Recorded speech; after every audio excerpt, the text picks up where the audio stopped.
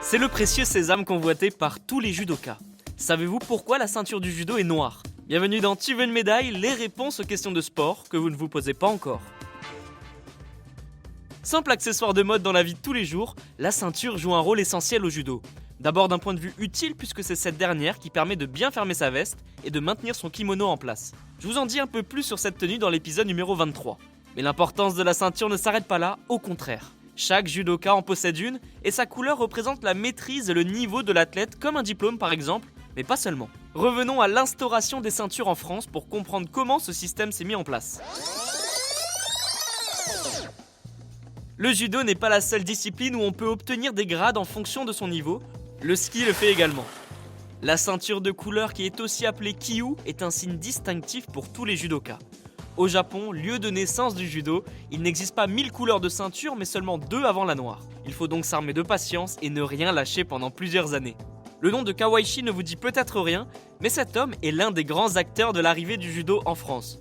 Ce monsieur s'est rendu compte que les Occidentaux ont besoin d'avoir des résultats rapides au risque de se lasser. Alors pour ne pas perdre la motivation et donc des adhérents, monsieur Kawaishi a instauré ce système de différentes couleurs qui représentent différents paliers avant d'accéder à la ceinture noire.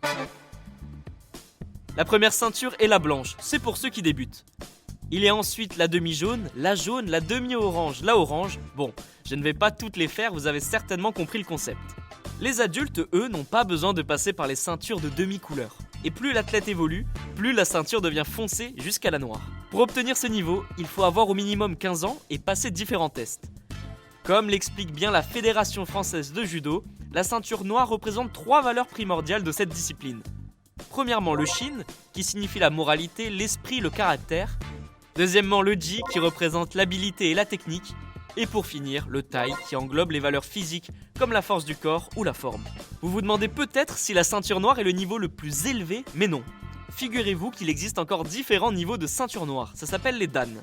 Ensuite, il y a la ceinture demi-rouge et rouge, mais bon, ils ne sont pas nombreux à l'avoir en France et dans le monde. Et le niveau suprême après toutes ces ceintures, c'est la ceinture blanche large. Une seule personne l'a obtenue, il s'agit du créateur du judo, Jigoro Kano, après sa mort. Et bien voilà, vous pouvez désormais expliquer pourquoi la ceinture du judo est noire. Vous pouvez écouter ce podcast et nous retrouver sur Apple Podcasts, Spotify, Deezer, Castbox et toutes les autres plateformes. N'hésitez pas à partager, noter ou laisser en commentaire une question, j'essaierai d'y répondre dans un prochain épisode. Je vous retrouve rapidement pour une prochaine question de sport dans Tu veux une médaille, à très vite.